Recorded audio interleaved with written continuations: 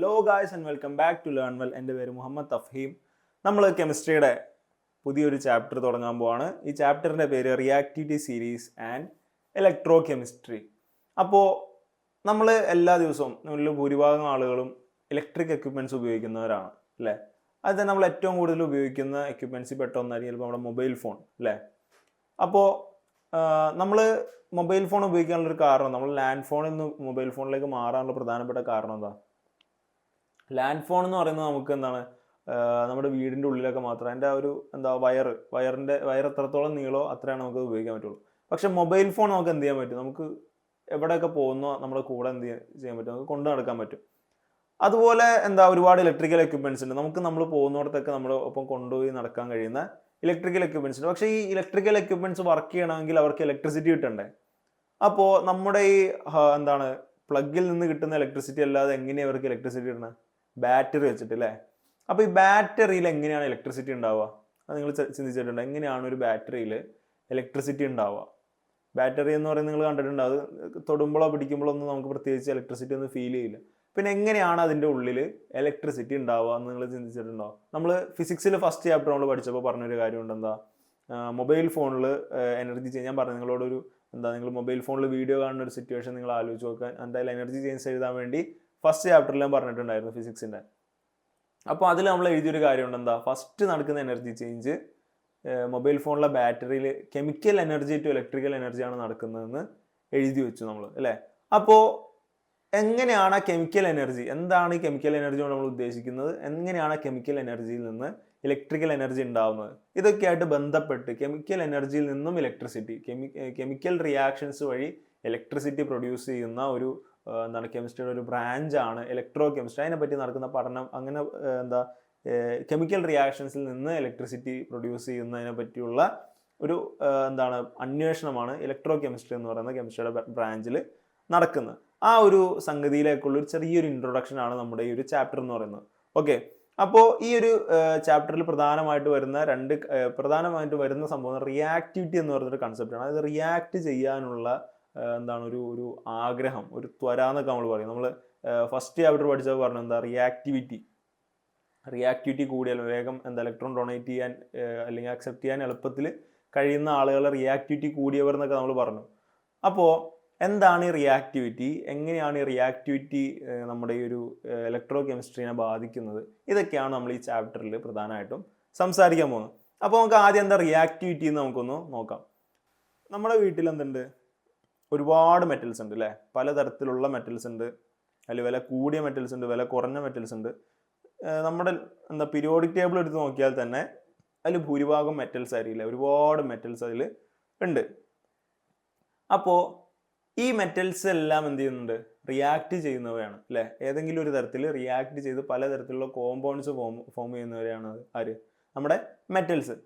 അപ്പോൾ ഈ മെറ്റൽസ് തമ്മിൽ പക്ഷേ ഉള്ളൊരു പ്രധാനപ്പെട്ട വ്യത്യാസം എന്ന് പറയുന്നത് ഇവയുടെ റിയാക്ടിവിറ്റിയിലാണ്. അപ്പോൾ എന്താണ് റിയാക്ടിവിറ്റി എന്ന് പറഞ്ഞു കഴിഞ്ഞാൽ, കെമിക്കൽ റിയാക്ഷനിൽ പങ്കെടുത്ത് പുതിയൊരു കോമ്പൗണ്ട്, ഒരു പ്രോഡക്റ്റ് ഫോം ചെയ്യാനുള്ള കഴിവിനാണ് നമ്മൾ റിയാക്ടിവിറ്റി എന്ന് പറയാം.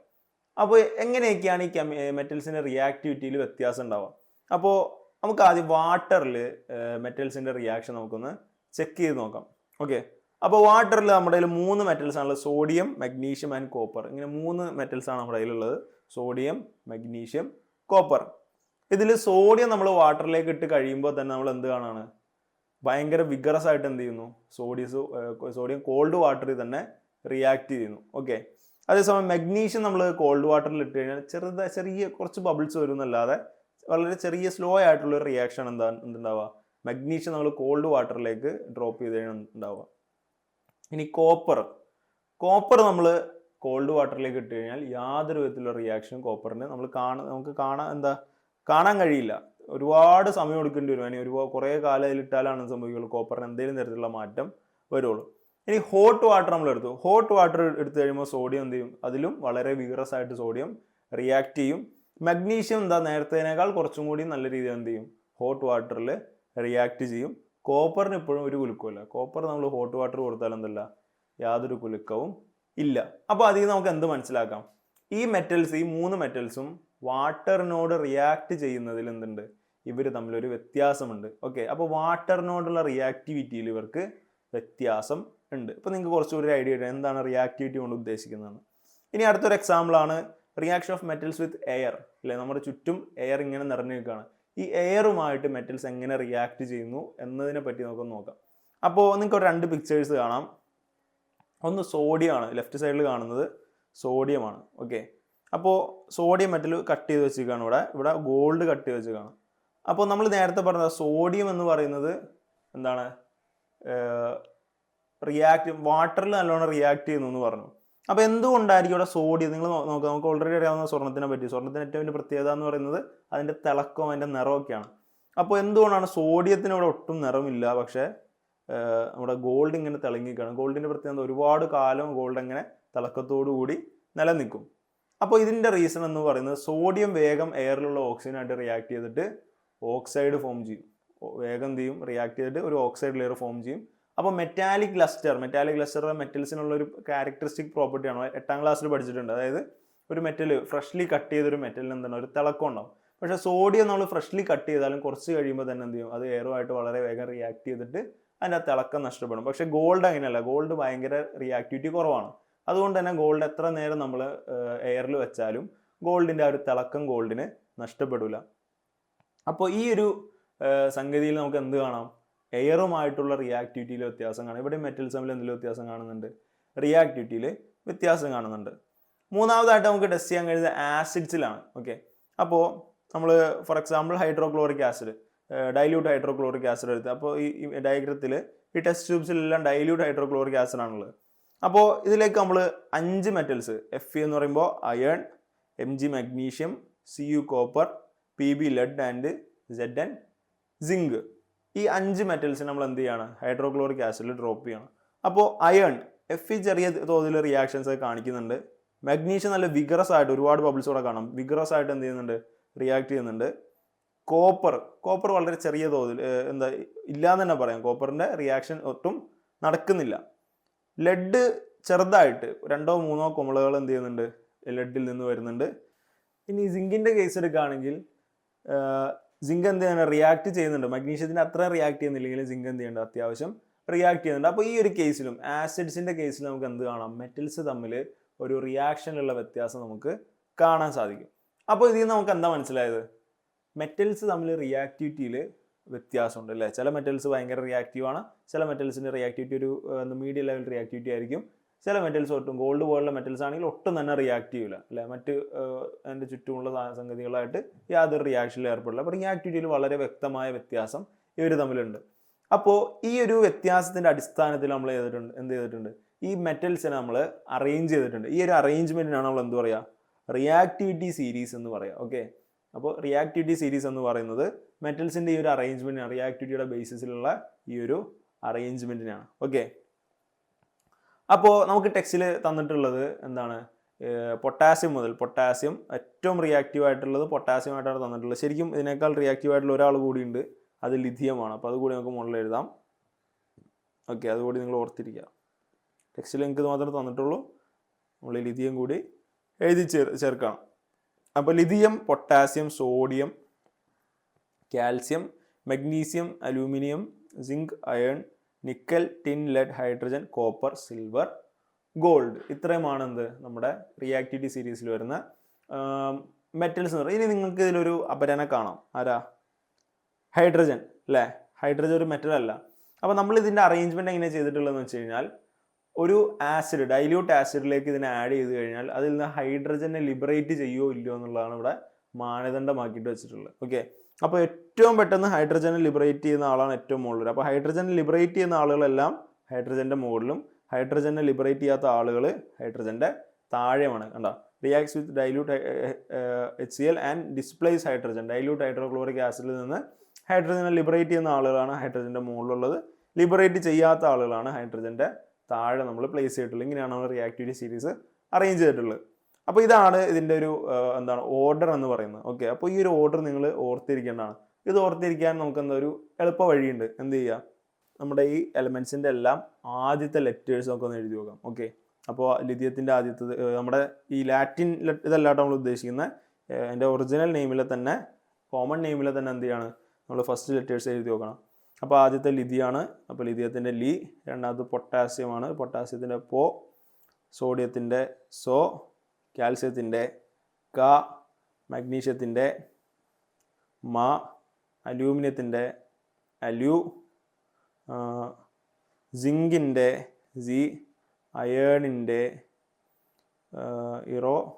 നിക്കലിൻ്റെ NI. ടിന്നിൻ്റെ ടി. ലെഡിൻ്റെ L. ഹൈഡ്രജൻ്റെ ഹൈ. പിന്നെ കോപ്പറിൻ്റെ കോ. സിൽവറിൻ്റെ സി. ഗോൾഡിൻ്റെ ഗോൾഡ്. ഇനി നിങ്ങളൊന്ന് കൂട്ടി വായിച്ചു നോക്കുക. ലീപ്പോസോക്ക മാളു സിറോണി ടിൽഹൈ കോസിഗോ. ലീപ്പോസോക്ക മാളു സിറോണി ടിൽഹൈ കോസിഗോ. ഇങ്ങനെ പഠിച്ചു കഴിഞ്ഞാൽ എളുപ്പത്തിൽ എന്ത് ചെയ്യാം, നിങ്ങൾക്ക് ഈ ഒരു റിയാക്ടിവിറ്റി സീരീസ് കാണാതെ പഠിക്കാൻ കഴിയും. ഓക്കെ, അപ്പോൾ ഈ ഒരു സംഗതി നിങ്ങൾ നോട്ട് ചെയ്ത് നോക്കുക. എന്നിട്ട് എന്ത് ചെയ്യുക, ഈ ഒരു ഇത് വെച്ചിട്ട് നിങ്ങൾക്ക് വേറെ ഏതെങ്കിലും നിമോണിക്സ് അറിയാം. ഇങ്ങനെ നമ്മൾ പഠിക്കുന്നത് നിമോണിക്സ് എന്നാണ് പറയാം.